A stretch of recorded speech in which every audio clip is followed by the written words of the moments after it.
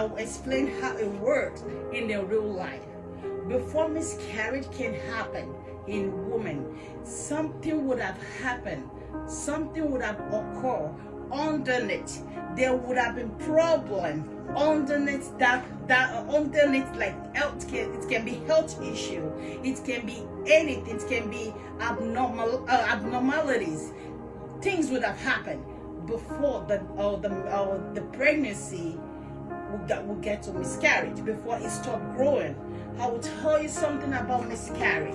When miscarriage wanted to occur, what the body system will see that pregnancy as something unwanted and will decide to push that pregnancy out of the body. That is what happened. Then I will trace this to spirituality. Don't forget, I just explained what miscarriage is, which is abortion. Miscarriage, how it happens in women. There will be underneath problem. Miscarriage didn't just happen. It will happen exactly after things have went wrong in that woman's life, before the body spit out that pregnancy as unwanted things that it didn't want in the body to stay. And before that can happen, something we call chromosomes. I don't want to go deep in science. Something we call chromosomes that would have been affected. So there would have been like abnormalities from the origin, from the start go. So the baby is not even developing well before the body spit it out. Now let's go to spirituality. Miscarriage can identify anything. Miscarriage can be signified as anything in life. Something that Satan have seen, the destiny that Satan have seen that it will grow. That destiny that wanted to grow, that will define you, that will let you go, that will let you grow your ministry. That thing that will give you everlasting joy. That thing that everyone will see and they will rejoice with you. That the miscarriage spiritually can be referred to that. And when Satan sees that, they try to attack it, to abort it, just to stop that mission from growing. When that time that you hear the sound of attack, that is not a time the problem started. The problem has been starting a long time, sometimes that you are not even aware of. The problem would have been starting gradually. You would have started when you were sleeping, exactly how it was written in Matthew 13:15, that says when man slept, that was when the enemy sowed tares among the wheat. When the man slept, he didn't just drop the tares there. He sowed it. He sowed it, which means before the enemy attacked, before they abort God's mission in your life, they would have planted, put like satanic evil seed in people's life before they can actually operate. It's just started that time that you are hearing the heat. It has been started on the ground. Things have been operating from the get-go, from the start, before they've seen it. They've seen what you want to be. They've seen how you want to excel in life. They've seen how you want to progress, and they will go ahead and plant that evil seed. They will destroy everything that will make that thing to come to pass. Remember, if you go science, if you go in science way, we can tell ourselves the factors of miscarriage. That like when that woman is living a bad lifestyle, when the woman is have infection, it can have miscarriage. Let's go back to spirituality. Before things can be aborted, before glory can be stopped from growing, before things can go sour, the enemy would have surrounded you. They would have surrounded you with bad influences. They would have surrounded you with people that will help them to terminate that glory. People that you talk to, they would have injected bad things in them that they will help them to destroy that glory. They would have destroyed the thinking, your brain. They would have go through your brain to destroy your thinking, to affect your wisdom. Miscarriage in life, miscarriage doesn't happen immediately.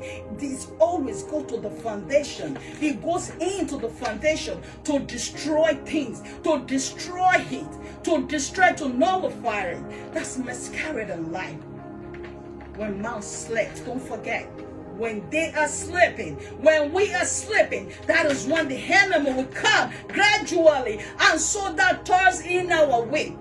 Matthew 13:25 emphasize that to me and you. Miscarriage in believers' life can be anything, can be success, something that you are aiming for, something that you wanted to grow in your life, and the enemy will just crawl in and destroy it.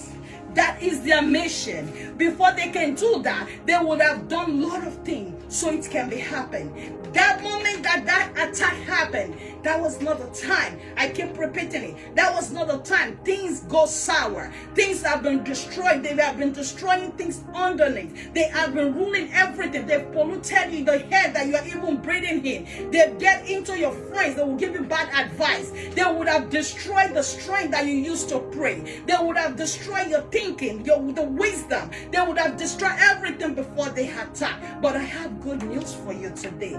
No more miscarriage.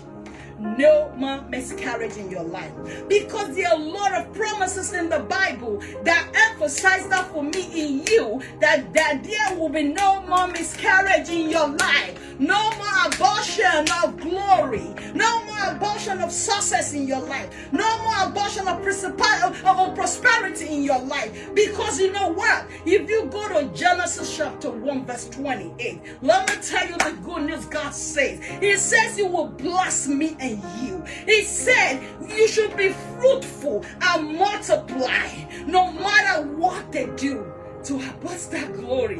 There are promises for you. There are promises for me and you that tells me and you to be fruitful, to go multiply. He said He will fill the earth and subdue it. He has given you dominion. He said you have dominion over the fish of the sea, over the birds of the earth, and over all living things that moves on the earth. He has given you power over the attacks that abort that glory, over the attack that suppress your prosperity. The Lord said He has given you power over them. He has given you control over them, that they don't have the right to stop God's glory in your life. They don't have the right to do it, and He will do whatever He says. Remember, He says in Psalm 138:2, He value His words than His name, brethren. He value it. He cherished. He cherished His word than anything, brethren. He does. He does. He said He has given you power over those principalities that are ready to attack your glory, that are ready to abort something God has for you in progress. He has given you power over them. You just have to believe Him, because He is the head. He is the head of those principalities Himself. He said in Colossians chapter 2 verse 20, chapter 2 verse 10, He said He is the head. He is the head of that principality and power itself. So tell me, He is the head, He is in charge. He now gives you that power to control them, to bow them, to make them stay under your feet, because you have power over them now. They don't have the right to abort anything that is good in your life anymore. Brethren, no more miscarriage in your life. No more miscarriage. No power should stop you from excel. No power should stop you from growing. There are more of God promises for you and me in the Bible. If you check the Bible, according to scholars, we have almost 8,628 thereabout for blessings in the Bible. Are we even claiming that blessing? Are we even claiming them? Because the Lord told me in Exodus 23 verse 26, He said to me and you, He said, and no one will miscarry and be barren in your land. I will give you a full lifespan. That is a promise. That is a promise, because God knows that Satan is out there to steal. He knows that Satan is out there to steal. He knows that is there to destroy. He knows that is there to take what doesn't belong to Him. He knows that. That is why He gave us all those backup. That He has given you power over everything. Just go and multiply. Everything you lay your hands on shall be prosper. Whatever you do will multiply. why he has given me and you that go ahead. He has done it. If you check Isaiah 49, if you go from 20 to 23, this is what the prophet described the restoration of Zion. He described the increasement in that population, and where the kings are going to serve you. Those people that think that you cannot grow, those people that think that you cannot do something great in your life, they will come down and bow. They will come back and bow to you. They will come to you and say, who is your God? Because Isaiah 49, let us understand that those children that we are lost, we will return and express the place is too small for them, which means all your dead glory, they will be restored. All your lost one will be restored. That you will be surprised. People will look at you and ask you what is going on here. Things will change. Things that you think they were not enough, they will be more than enough. I am a living testimony to that. I am a living testimony to that right there. I am a living testimony to that. People will know. They will know.